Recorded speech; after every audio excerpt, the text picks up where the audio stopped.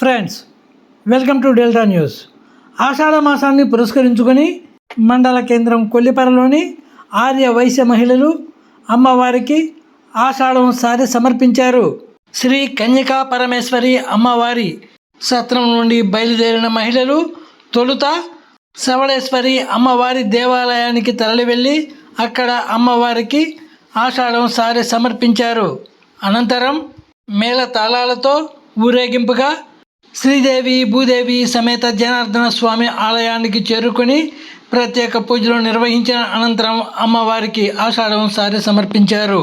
ఈ ర్యాలీలో ఆర్య వైశ్య ప్రముఖులు అన్నవరపు రమేష్, కాజా ప్రసాద్, సుండూరు వెంకటరత్నం తదితరులు పాల్గొన్నారు.